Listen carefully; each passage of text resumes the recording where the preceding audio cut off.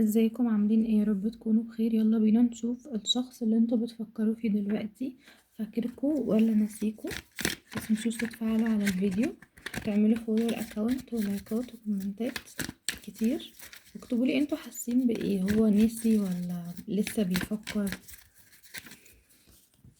اكتبوا البرج بتاعكم ونشوف الاجابة مع بعض.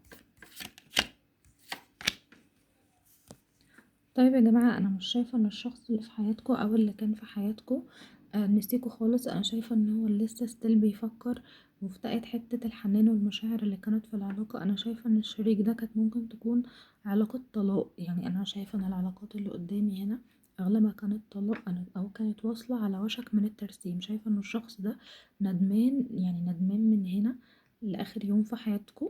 شايفة ان الشخص ده فيه ذكريات كتير بتدور حوالينه، رسايل ما بينكوا، صور ما بينكوا، احلام انتوا الاتنين كنتوا مخططين او ناويين ان انتوا تحققوها سوا. شايفه ان الشخص ده بالنسبه لكم انتوا بتدعوا عليه، مش قادرين تسامحوه، حاسين ان هو اثر عليكم نفسيا وجسديا. شايفه ان الناس من كتر العياط بتاعها نظرها ضعف. شايفه الناس تعبها اثر على معدتها، على بطنها، على القولون.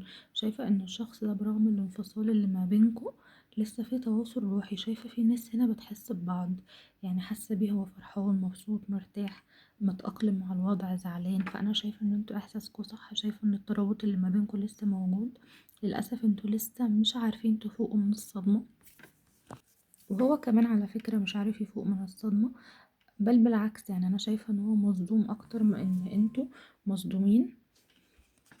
شايفة كمان ان هو موهوم اكتر ما منكم، يعني انتوا موهومين. شايفة ان هو خايف من الكلام في السمعة، اللي هو يا رب ما تكون ظلماني، يا رب تكون حاسة بيا، يا رب تكون مقدرة ظروفي. بس انا بصراحة شايفة ان انتوا زعلانين قوي، ومش فارقة مش فارقة معاكوا الظروف، ولا فارقة معاكوا الجوابات اللي هو بيتكلم فيها، بس صعبان عليكم نفسكم.